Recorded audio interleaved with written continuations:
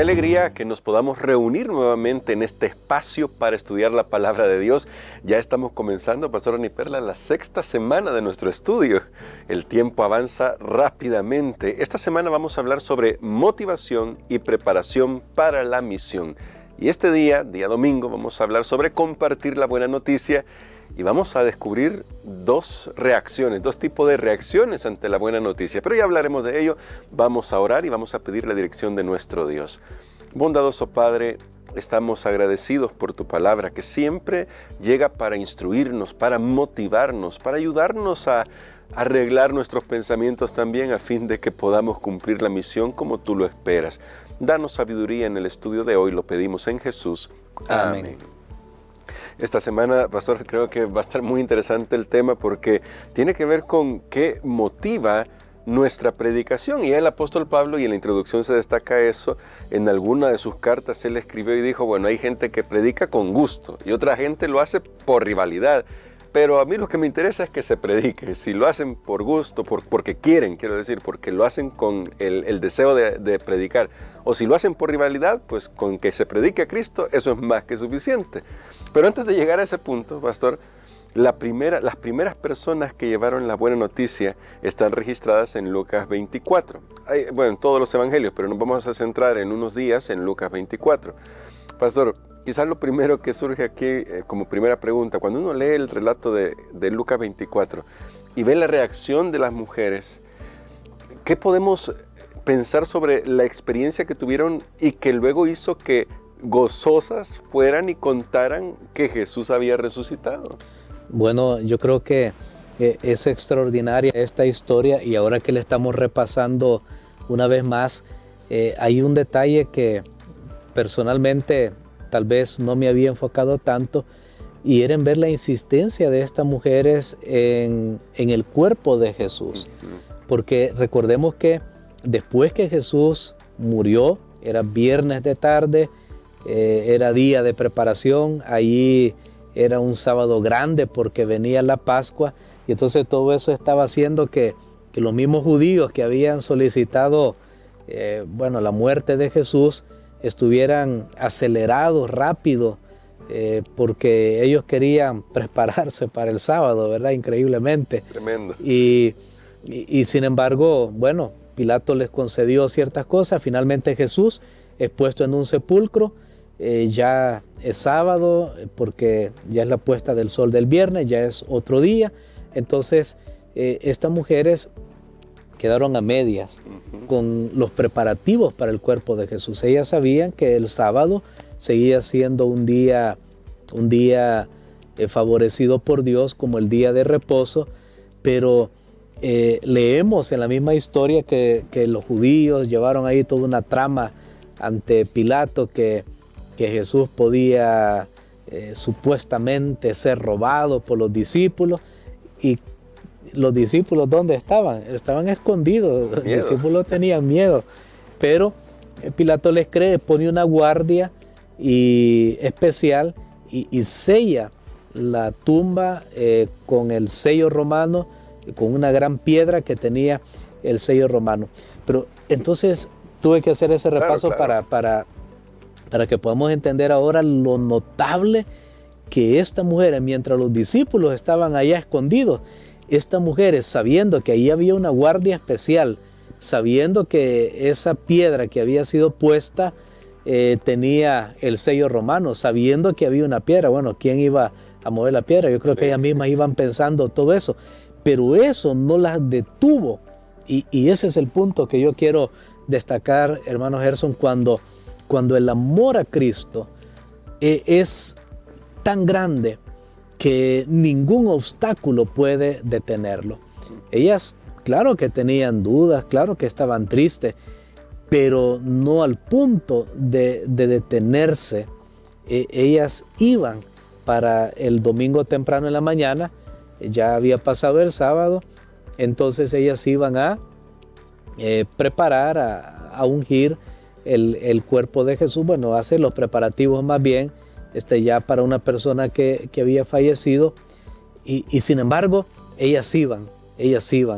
Eso creo que es una gran lección que podemos destacar, porque este amor es el que lleva al siguiente eslabón en la historia, que es la que podemos estudiar en Lucas capítulo 24. De hecho, le invitamos Lucas 24 del 1 al 12, es el texto que se ha preparado para leer este día.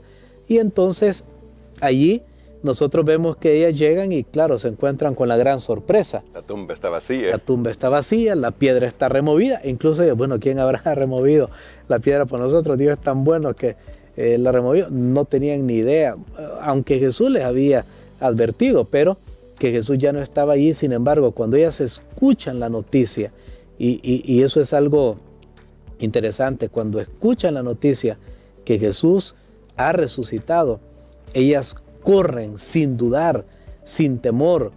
Ellas, estas mujeres, ahí la Biblia menciona varias mujeres, incluso menciona los nombres de algunas de ellas, y ellas van y anuncian a los discípulos que Jesús ha resucitado. Creo que ese es el punto crucial para tomar en cuenta este día, que cuando alguien ha experimentado con algo, entonces puede compartir. Amén. Y ahora eso me lleva justamente al contraste, porque ya usted nos decía, antes de abundar con lo de la experiencia personal que podemos compartir, pero cuando los discípulos escuchan esto, no creen. Incluso Pedro, quizás en su forma muy práctica de ser, es bueno, yo primero veo, luego ya veo si creo o no, y queda asombrado, pero esta reacción de los discípulos también nos puede decir algo acerca de nuestras propias reacciones ante nuestra experiencia con Dios y cómo luego esta va a impactar en lo que nosotros compartimos, pastor. Bueno, los discípulos, esta experiencia de la muerte de Jesús probó que todavía el fundamento de ellos no estaba bien establecido, bien afirmado, y aquí nosotros vemos que nosotros pensamos que solo Tomás era el que decía, hasta no ver, no creer, que de paso en los estudios, yo creo que lo he mencionado en otro momento, que uno hace de los discípulos, Tomás no era el más incrédulo, aunque no parezca serlo, pero no era él. Pero vemos ahora que los discípulos estaban ahí desfalleciendo y sin embargo Pedro se adelanta y Pedro dice, no, yo quiero ver para creer. Entonces Pedro va y se encuentra con lo que las mujeres habían dicho, que era una noticia verdadera, que la tumba estaba vacía. Ahora, ¿qué hace toda la diferencia? Yo vuelvo a repetir, aquí hay un asunto de devoción, de amor, como estas mujeres manifestaron. Por eso es que en esta historia nosotros encontramos que las mujeres serán las primeras en anunciar a un Salvador que ha resucitado. Y ellas llevan ese encargo porque los mismos ángeles que se encuentran con ellas van y le dicen, mire, vayan y cuéntenle. Jesús mismo, cuando leemos otros relatos de los evangelios y complementamos, Jesús mismo se aparece a una de ellas también, le dice, ve y dile a mis hermanos, vayan, díganle a los otros apóstoles.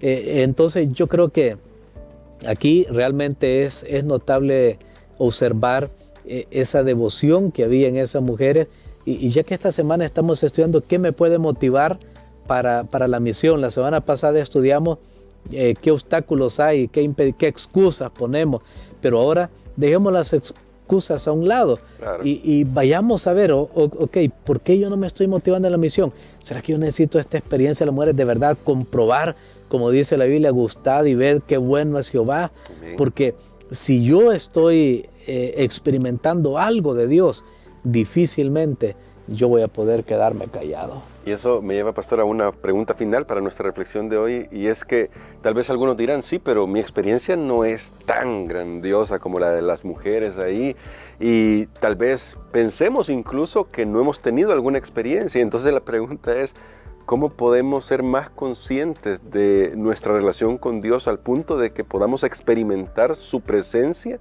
Porque al fin y al cabo solo podemos compartir aquello que tenemos. Es correcto. Y yo creo que todo nace en la cámara secreta de la oración.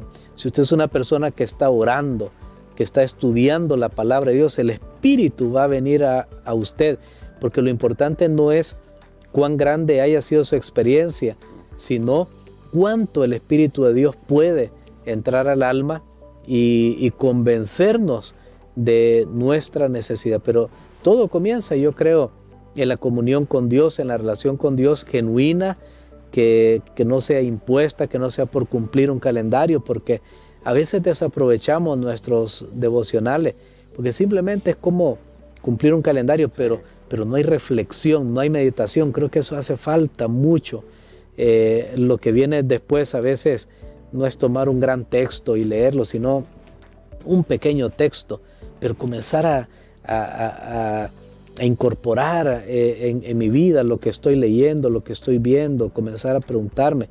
Bueno, hay varias maneras que se pueden hacer y cuando eso sea real, yo creo que la experiencia de compartir a Jesús va a ser algo que va a fluir naturalmente también del corazón. Amén. Entonces, pastor, quisiera que orara por nosotros por eso, porque yo estoy seguro que cada uno de los que está escuchando este mensaje o viéndolo en redes sociales quiere tener esa experiencia, y estoy seguro que ya la ha tenido, pero debemos ser más conscientes de que el Señor está cerca de nosotros. Y, pastor, en esta oración ayúdenos para que comencemos a experimentar esa cercanía de la relación de Dios con nosotros, a fin de poder luego comenzar a compartir. Amén.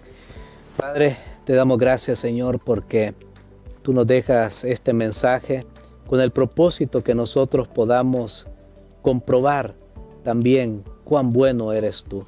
Podamos estar en una relación contigo de tal manera que nuestros pies sean el vehículo, que nuestra lengua, nuestra boca sean el vehículo, nuestras manos, todo nuestro ser sean el vehículo para decirle a otros que hemos encontrado a un Salvador que está próximo para venir a esta tierra. Danos esa fe siempre, lo pedimos en el nombre de Jesús. Amén.